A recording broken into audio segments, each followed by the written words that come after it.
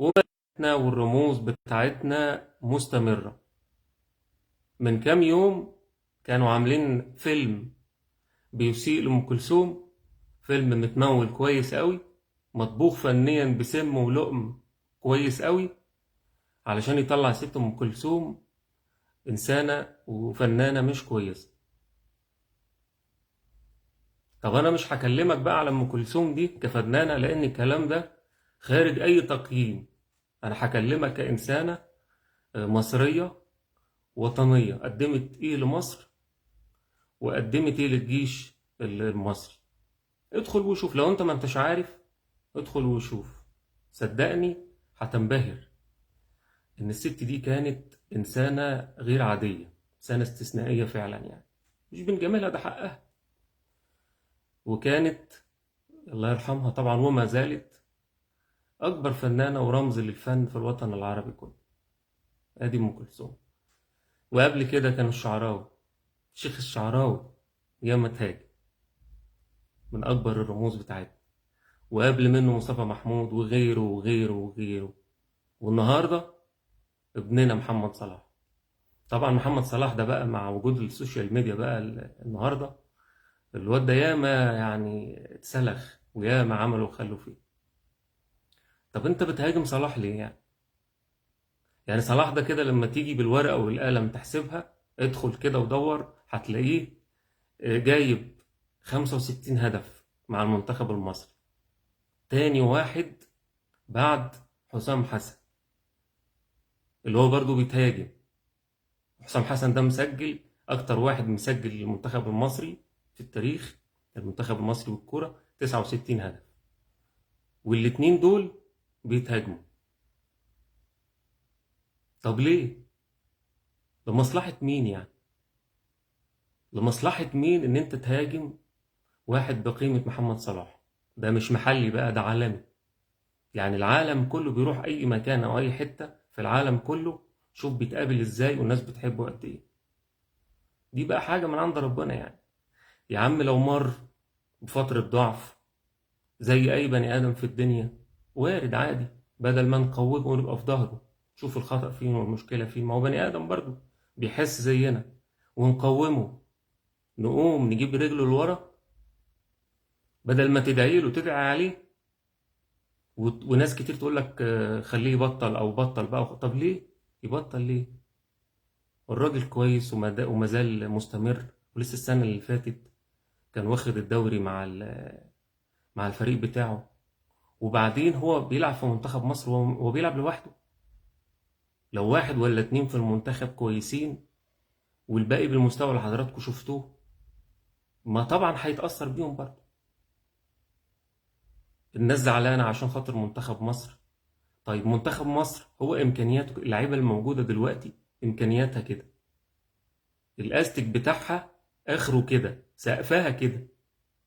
فرق كبير جدا جدا ما بين المستوى بتاع أبو تريكة وبركات والناس دي وما بين اللعيبة الموجودة دلوقتي.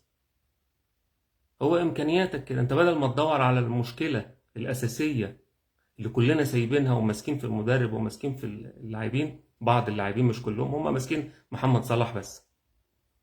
طب ما مرموش كمان ضيع، اشمعنى محمد صلاح بالتحديد؟ هو في حملات دايما شغالة على إن أي رمز موجود في مصر لازم ينطفي. مش عايزين البلد دي تبقى فيها أي رموز أبدا. يا إخوانا، إذا كان محمد صلاح ولا غيره، دول بني آدمين زيهم زي أي حد. الناس دي بتمر بلحظات قوة وبتمر بلحظات ضعف. لما يضعف واجب علينا إن إحنا نقف في ظهره، مش نغدر بيه وبقى عندنا جحود. بطل ويلاقي الهجوم ده كله. طب ما كان من كام يوم كان مسجل في كل ماتش هدف، كل ماتش كان مسجل فيه هدف، كان حلو زي الفل. النهارده بقى وحش. وهيلاقيه مين؟ من الليفر ولا من المنتخب ولا ولاد بلده؟ ليه يا جماعة الغدر ده؟ وليه الجحود ده؟ ولمصلحة مين؟ لمصلحة مين ان انت تهاجم واحد زي محمد صلاح؟ تهاجمه ليه؟ عشان ايه؟ بيمر بلحظة ضعف ومش متوفق، وايه يعني؟ ما اي لاعب في العالم مر بالفترة دي. اتفرج على ميسي النهارده ولا رونالدو اللي هم احسن ناس، هل في مستواهم؟ لا. اشمعنى الراجل ده اللي عايزين نجيب رجله ونوقعه؟ ده راجل عالمي، ده اول مره لاعب مصري يبقى بالمستوى ده والعالم كله يتكلم عليه كده. نقوم نجيب رجله الارض؟ حط نفسك مكانه لو انت النهارده بتتهاجم بالشكل ده. من مين؟ من ولاد بلدك بره بيلاقي الدعم من الكل، وانا متاكد ان الناس اللي بتهاجمه لو شافته في حته صدفه كده هيجروا يتصوروا معاه. شوف الانفصام في الشخصيه، صح ولا مش صح؟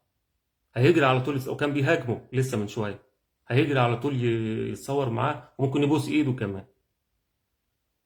يا جماعه ما ينفعش نبقى قاسيين كده، وما ينفعش البني ادم يبقى عنده غدر كده مره واحده يقلب. ليه؟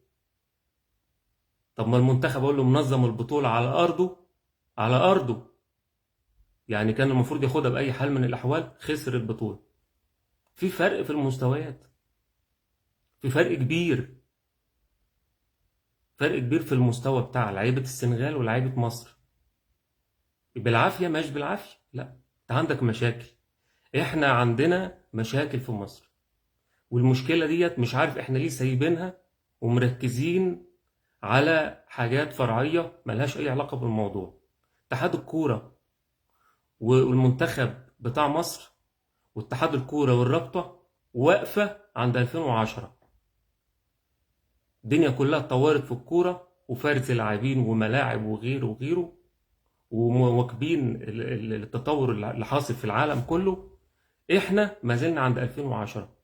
بسبب ايه؟ بسبب المشاكل اللي موجوده في اتحاد الكوره. ما تخش شوف الكلام ده، عالج الكلام ده، هاجم الناس دي. فساد ورشاوي وكل حاجه. والنهارده ما انتش عارف تجيب حد دفاع كويس زي الناس اللي كانت موجوده، وائل جمعه وشادي محمد. ما انتش عارف، ما انتش عارف تجيب قماشه او خامه بقيمه اللاعبين دول من 2010، 16 سنه. محمد صلاح اللي هيحاسب على المشاريب دي كلها؟ ايه يا جماعه؟ انا مش قادر افهم الناس دي بتفكر ازاي، تحسبها ازاي، سايبه الموضوع الاساسي وتقول لك المدرب. طب احنا مشينا مدرب واثنين وثلاثه واربعه وما زالت برضو المشكله قائمه، لان المشكله مش في المدرب، المشكله في اللعيبه، في امكانيات اللعيبه، هو ده الموجود، احسن الوحشين زي ما بيقول. احنا النهارده عشان نعالج الامور ديت، زي شوف المغرب النهارده، يعني الملاعب بتاعتها عامله ازاي، واللعيبه اللي طالعه الصغيره عامله ازاي، في فرز، في تطوير، في انتاج. النهارده تيجي تتفرج على الدوري المصري تتحسر، مفيش لاعبين، الكواليتي بتاع اللعيبه ضعيف جدا. اذا كان موجود واحد زي صلاح ولا مرموش ولا اتنين تلاته هم اللي موجودين، والباقي لعيبه يعني لا بتعرف تستلم ولا تسلم الكوره، وكل ما الكوره تجيلها يشلط كده في الناحيه التانيه وخلاص. تيجي تقارن مستوى اللاعبين دول بالجيل بتاع ابو تريكه وبركات والحضري والناس دي، فرق السما من الارض. طب ليه؟ اتحاد الكوره. مفيش فرز لاعبين، مفيش تطوير للكوره، والشياطين بتاعت السوشيال ميديا ماسكه صلاح وماسكه كل حد ناجح، نازلين فيه سلخ. زي رضا عبد العال ده مثلا كده، هيموت ويدرب يمسك اي فرقه في الدوري ومحدش راضي يعبره، وهيموت وطاير حسام ده ويمسك مكانه. وهو كان ماسك طنطا اقل فريق خالص في الدوري ومش موجود في الدوري اصلا، وفشله وضيعه. المشكله عندنا يا جماعه في الاعلام كمان، الاعلام المصري اغلبيته ما عندوش ضمير. وحسب السبوبه بقى الكلام على ايه النهارده، تعالى نهاجم الناس دي، تعالى نعمل مش عارف ايه، وهي ماشيه. احنا عايزين نكون منصفين، عايزين نكون حقانيين، ما نهاجمش اي حد ناجح.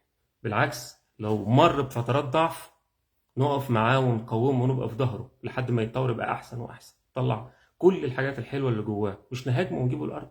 شوف الجمهور بتاع السنغال كان بيدعم ساديو ماني ازاي بعد ما انطفى وراح السعوديه وبتاع، وصلاح ما زال متوهج في العالم كله، تمام؟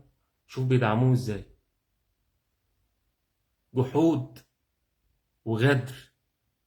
ايه محمد صلاح نسيتوا الحاجات الحلوه اللي شفناها معاه؟ نسيتوا كاس العالم ونسيتوا الواد ممكن يكون تعبان يا جماعه، وارد، ما هو بني ادم برضه. بدل ما نقف معاه وندعمه نفسيا، النفسيه هي كل حاجه، والروح المعنويه هي كل حاجه. في ناس من مصلحتها وشغاله كويس قوي على ان البلد دي ما يبقاش فيها اي رمز خالص، ما يبقاش فيها اي حاجه كويسه فنيا ورياضيا واقتصاديا وسياسيا.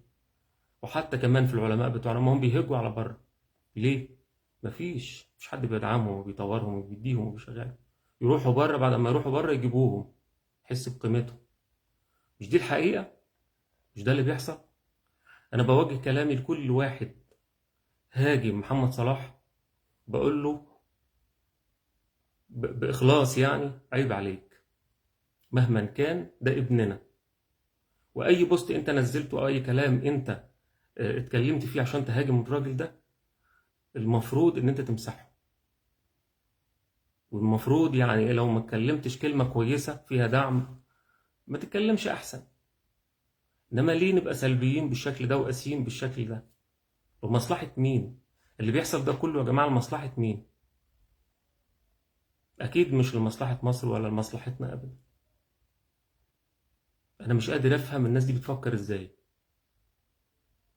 ده انا فاكر مرة محمد صلاح ده كنا بنتفرج على الماتش بتاع الريال، وواحد مصري قاعد جنب مني كان بيشجع الريال، ماشي شجع الريال، انما كان قاعد بيقول يا رب صلاح ايه حد يكسره عشان يطلع بره وما يلعبش. انت متخيل ايه الغل ده؟ بقى انت بتشجع فريق تاني غير الفريق بتاع ابن بلدك، ماشي. انما الوطنية، ان انا لما يبقى حد من بلدي بيلعب المفروض اشجعه، او على الاقل لو ما شجعتوش عشان بتشجع فريق تاني ما تتمنالوش الشر. والله كان عايزه يتكسر، وكان عايزه حد يكسره عشان يطلع، وقد كان. اخباركم تؤخذ ايه من افواهكم. ليه؟ انا مش قادر استوعب الناس دي يعني بتفكر بالطريقه دي ازاي يعني. محمد صلاح النهارده بيمر بازمه نفسيه كبيره جدا. الواجب علينا ان احنا ندعمه. صلاح ده ابننا ومشرفنا في العالم كله، واللي عمله اللي عمله محدش عمله في تاريخ مصر، دي الحقيقه. اما تيجي النهارده تبص على الارقام بتاعته مع المنتخب، جايب 65 هدف، بعد حسام حسن اللي هو برضه بيهاجموه جايب 69 هدف. حسام اكتر حد مسجل لمنتخب مصر. طب دول اكتر اتنين قدموا لمنتخب مصر وبنهاجمهم. وحسام ماله يا جماعه؟ ده حسام ده كان ناقص يدخل الملعب ويجيب اجوان ويلعب من اللي بيشوفه. هو اللعيبه مستواها كده، اللعيبه اخرها كده. وانتوا ما شفتوش ان في فرق ما بين اللعيبه بتاعتنا وما بين اللعيبه بتاعت السنغال؟ شوف الفرق عامل ازاي. مش قادر افهم يعني. بلاش يا جماعه نبقى سلبيين، بلاش نقسى على بعض بالشكل ده. الاصول بتقول كده، والحق بيقول كده، والمنطق بيقول كده. واي بني ادم يعني عنده مشاكل نفسيه ولا عنده عقد ولا عنده الحاجات دي كلها، يعني اقعد مع نفسك، ربنا يهديك، اقعد مع نفسك كده عالج الحاجات دي. بلاش كل ما نشوف حاجه جميله في بلدنا عايزين نطفيها وعايزين نولع فيها بجاز. ليه يعني؟ حمله كبيره جدا، بطل يا صلاح بطل، انت مش كويس، انت نسينا كل اللي عمله مع منتخب مصر والحاجات الحلوه واللحظات الجميله. انا واحد من الناس ما اهتمتش بالكوره الا بسبب محمد صلاح ده. عامل لنا حاله واحترام وادب واخلاق، ومحدش بيتكلم على الخير اللي هو بيعمله، اللي بيتكلموا على ساديو ماني. محمد صلاح ده بيعمل خير قد ساديو ماني ده مليون مره، بس مش لازم يطلع يتكلم او يبين او يقول زي ما التاني بيقول. وتلاقي في ناس بتدعم ساديو ماني على حساب محمد صلاح اللي هو ابننا. دي قله الاصل دي اسمها قله اصل، معلش. اما ابن بلدي اللي من دمي وناجح اهاجمه واجيب الغريب وادعمه؟ لا، انت عندك مشاكل. والله عندك مشاكل، اقعد مع نفسك كده، شوف المشاكل دي ايه وبتاع، او حد يطلعها لك وعالجها. الناس فيها اللي مكفيها، ناس النهارده فيها اللي مكفيها. ما توفقتش، شوف الاسباب بقى بتاعت عدم التوفيق ده سببها ايه. هتلاقي بقى ان الاصل واتحاد الكوره والحاجات دي عالجها. مش تيجي تجيب واحد زي محمد صلاح تشيله الليله كلها. ايه ده؟ ايه الجهل والتخلف ده؟